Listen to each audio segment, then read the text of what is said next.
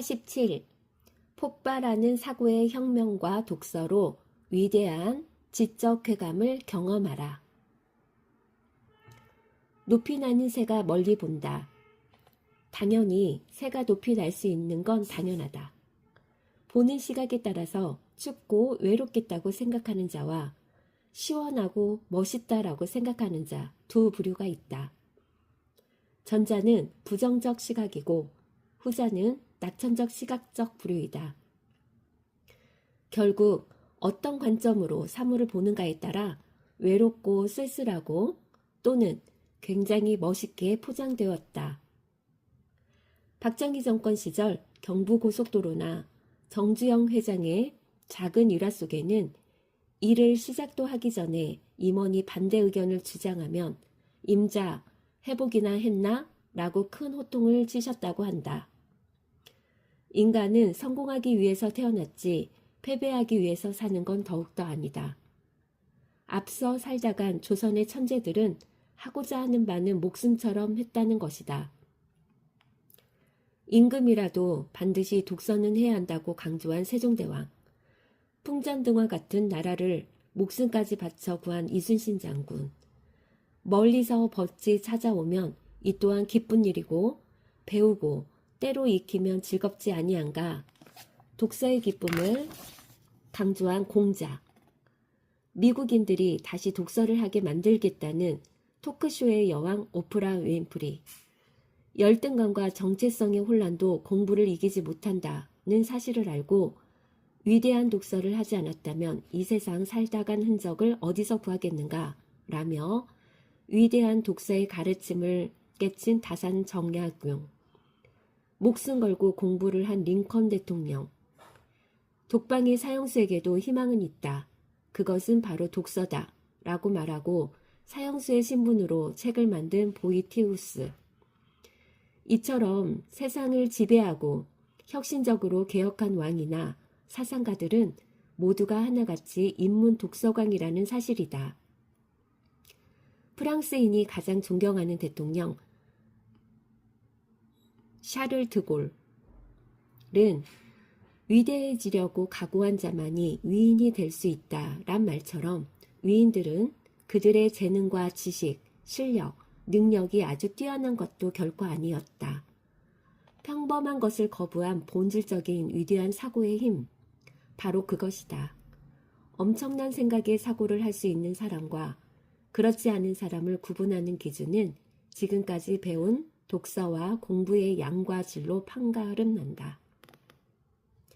2002년 미국 교육과학통계연구소에서는 미국의 리더는 어떻게 만들어지는가 라는 연구 통계의 자료가 있다.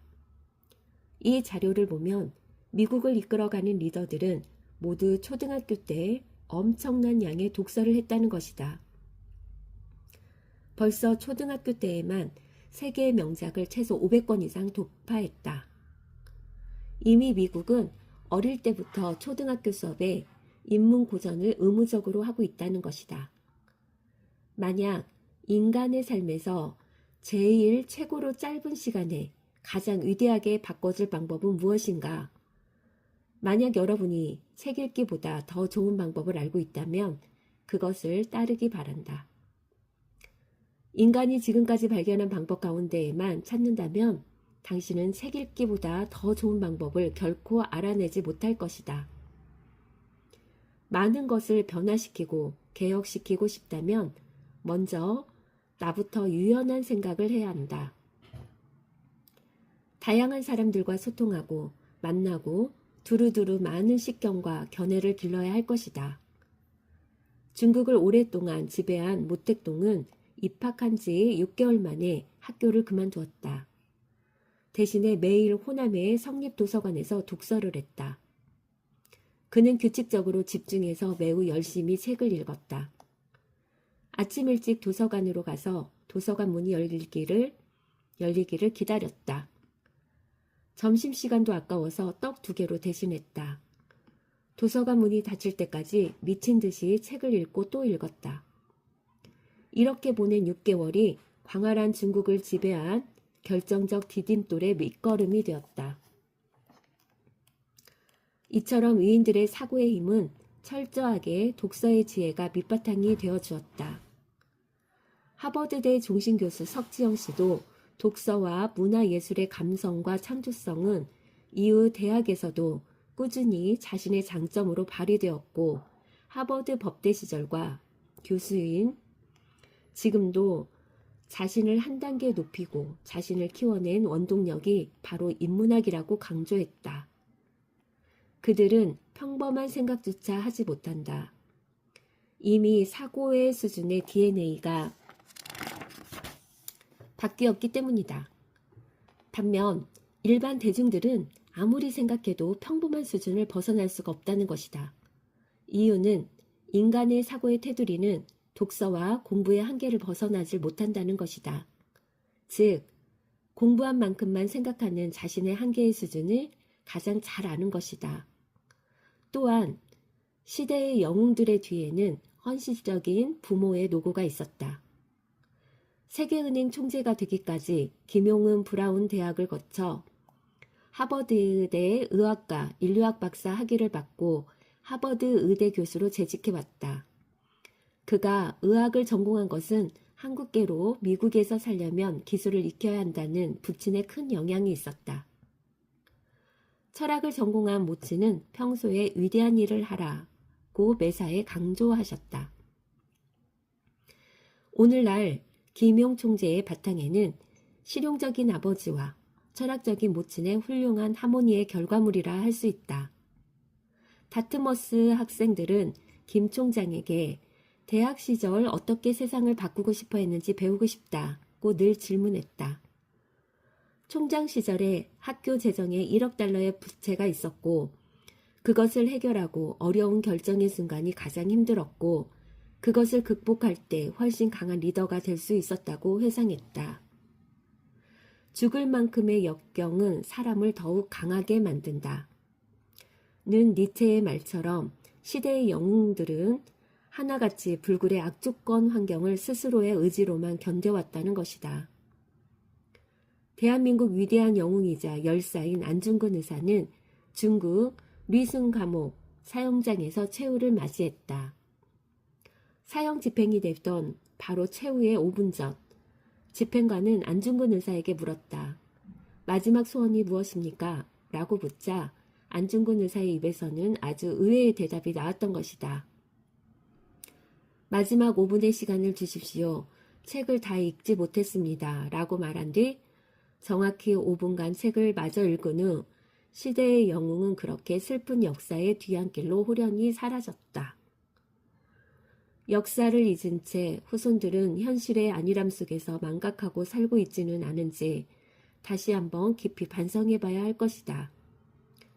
또 한 명의 천재 발명왕 에디슨은 주말마다 도서관을 집처럼 생각하고 책을 읽다 보니 도서관의 모든 책을 전부 섭렵해버렸다. 그것도 2, 3년이라는 짧은 시간 안에 벌어진 일이다.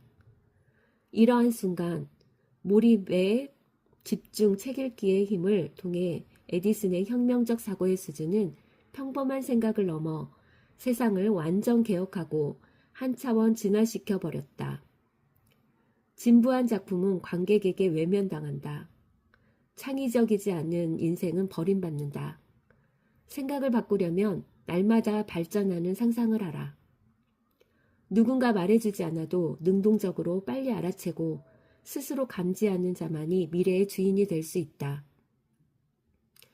이 말에 가장 부합하는 미래 주체적인 인물이 바로 억만장자의 금융 전문가 리온 블랙은 성공 비결로 대학의 본질적인 추구 방향을 제시했다. 리온 블랙은 다트머스 대학에서 배운 세익스피어의 작품을 자신의 성공 비결로 말하고 인문학의 중요성을 새삼 강조했다. 세익스피어 작품 속에 인간의 본성을 이해하고 사람들의 반응을 관찰하고 사회적 상황을 이해하는 것이 제일 중요했고 이 모든 것이 가능했던 것은 인문학을 바탕에 둔 다트머스 대학의 교육 철학의 방침이었다. 한마디로 대학은 직장인을 양성하는 곳이 아니라 빠른 변화에 능동적으로 대처할 수 있는 능력을 길러주는 곳으로 국가의 교육은 인간의 기본 본질적인 교육이 무엇인지를 잘 알고 교육을 해야 한다고 강조했다. 그렇다고 나이가 많다고 실망은 금물이다. 인생 후반에 산전수전 다 겪은 역사적 인물이 동서고금을 막론하고 엄청나게 많다는 것이다. 정신분석학의 창시자 지그문트 프로이트는 의사의 직업을 포기하고 마흔에 자신이 진정으로 원하는 것을 고민한 결과 자신이 해야 할 공부는 심리학이란 걸 발견했다. 화가 폴 고갱 또한 안정된 증권거래소 직원에서 그림에 대한 열망을 감출 수가 없어서 43세의 화가로 꿈을 위해 자신의 모든 것을 바쳤다. 미국의 국민화가로 평가받는 모세스 할머니도 평범한 주부에서 76세의 화가의 인생을 살기 시작했다. 70세의 평범한 할머니가 평범한 삶이 아닌 꿈을 위해 미칠 만큼 하고 싶은 일을 찾아서 했던 것이다. 메가더 장군이 일본 근무 시절 집무실에 걸려있던 사무엘 울먼의 청춘이란 시를 보면 청춘이란 두려움을 물리치는 용기, 안이함을 뿌리치는 모험심, 그 탁월한 정신력을 뜻하나니 때로는 20세의 청년보다도 70세의 노인이 더 청춘일 수 있다. 사람은 세월만으로 늙지 않는다. 이상을 잃어버릴 때 비로소 늙어가나니 세월은 피부의 주름을 늘려가지만 열정을 가진 사람의 마음을 늙게 하지 못한다 라고 쓰여져 있었다. 인간은 오직 이기기 위해서 살아갑니다. 이제 여러분은 과거에 희미하고 나약한 존재가 더 이상 아닙니다. 8장에 이어서 89세의 노인이지만 20대의 열정으로 살다간 르네상스 불멸의 거장 미켈란젤로의 시스티나 천장화 탄생 배경의 두 번째 에피소드를 보면 어느 날 높이 20m 천장을 사다리로 올라 고개를 45도 뒤로 젖힌 채 천장 구석구석에 정성스럽게 그림을 그려가던 미켈란젤로에게 한 친구가 물었다. 여보게, 그렇게 잘 보이지도 않는 구석에 그림까지 뭘 그렇게 정성을 들여 그리고 있나? 완벽하게 그려졌는지 누가 알기나 한단 말인가? 그러자 미켈란젤로가 무심한 듯 한마디 던졌다. 내가 안다네. 자넨 일이든 취미든 그것이 가치가 있던 없던 간에 미친 듯이 한번 놀아나 봤나? 이것이 미켈란젤로의 내적 동기라 부른다. 행복을 추구하는 것도 중요하지만 행복을 누릴 자격이 있는 사람이 되는 것이 더욱 중요하다는 것이다. 독일의 철학자 칸트의 말처럼 이제 당신은 아주 행복하고 오롯이 성취 가능한 것만 생각하세요. 그러면 행복은 저절로 당신 삶에 스며들 것이다. 칸트는 평생을 독신으로 살았다. 너무나 가난했기 때문에 결혼할 생각조차 없었다. 60세가 넘어서 겨우 집을 장만할 정도였다. 어느 날 칸트를 보고 한눈에 반한 여성이 있었다. 그 여인은 사랑을 고백했지만 그러나 칸트는 한 번에 결정하지 않고 긴 시간을 심사숙고를 하여 겨우 결혼을 하겠다고 마침내 결론을 내렸다. 그 시간이 무려 7년이나 흘러버렸다. 70세가 된 칸트는 여인을 찾아갔지만 벌써 두 아이의 엄마가 되어 있었다. 우린 지금 칸트처럼 행동을 해야 될 일이 너무나 가슴으로 생각만 하다가 시간을 허비하고 있지는 않은가요? 잠시 짧은 인생에서 한 걸음 물러나서 자신을 한 번쯤 돌아보세요. 지금 당신이 진정으로 원하는 건 무엇이고 하고 싶은 것은 무엇인가요? 그것이 그토록 내가 원하는 것인지 불필요한 것인지를 진실로 깨닫고 살아간다면 생각은 말로 나오고 말은 행동이 되고 행동은 습관과 운명으로 직결될 것이다. 나는 이미 다양한 직업과 인간관계로 미칠 만큼 고뇌하고 부서져 왔다. 장담컨대 그 어떤 악조건의 시련이 계속 올 테면 오라지요. 인내하고 잘 견뎌주어서 고맙다. 나의 영혼아. 휘몰아치는 모진 시련과 고통도 언젠가는 우리에겐 아름답고 멋진 추억으로 남을 것이요. 깨지고 부서져도 다시 일어나서 한 걸음 더 나아가는 마음으로 수백 년이 흘러도 그 누구도 생각하지 못한 모범적인 정답만 말하는 앵무새보다 탁월한 직관력을 저마다 10분 발휘해야 한다. 미켈란젤로 부오나로티 생물 1475년 3월 6일부터 1564년 2월 18일 238번 소네트에 보면 예술을 통해 이룩한 열정적인 환상은 나 자신과 형상을 위한 절대 권력을 만들었지만, 즉 사람들은 나의 작품을 보고 감동을 하는 것은 다 부질없고 의미가 없다는 것이다. 왜냐하면 인간은 누구나 죽음의 시간이 다가오고 있기 때문에 반드시 죽는다는 것이다. 죽음이 있기 때문에 더 이상 가슴 뛰게 하는 것들의 일을 하지 않을 이유가 하나도 없다는 것이다. 인간의 변하지 않는 가치를 돌아보고 가치의 본질을 탁월함으로 성취하고 암과 실행의 갈림길에서 주변을 더 이상 외면하지 않을 때 이것이 진정한 삶으로 가는 인문학적 본질인 것이다. 스티브 잡스 또한 내가 곧 죽을 것을 안다는 것은 내 인생에 가장 큰 결정을 내릴 수 있는 강력한 큰 도구가 되었다라고 말했다. 그만큼 죽음이 닥쳤을 때는 삶의 본질이 보이고 머뭇거리고 주춤거릴 이유가 하나도 없다는 말이기도 하다. 그는 항상 자신이 기술과 인문학의 중간쯤에 걸쳐 있으며 기술만으론 부족하다고 늘 말해왔었다. 하물며 소크라테스와 한나절을 보낼 수만 있다면 애플이 가진 모든 기술을 걸겠다고 호언장담까지 했었다. 그래서 동서양의 철학적 배경 지식이 없이는 잡스의 내면적 신세계를 탐구하는 것은 결코 불가능한 일이라고 말할 수가 있다. 지상 최고의 절세매인 클레오파트라도, 미국의 역사를 바꾼 링컨도, 광활한 중국을 지배한 진시황도, 승리의 아킬레우스, 어느 누구도 영원히 살 수가 없다.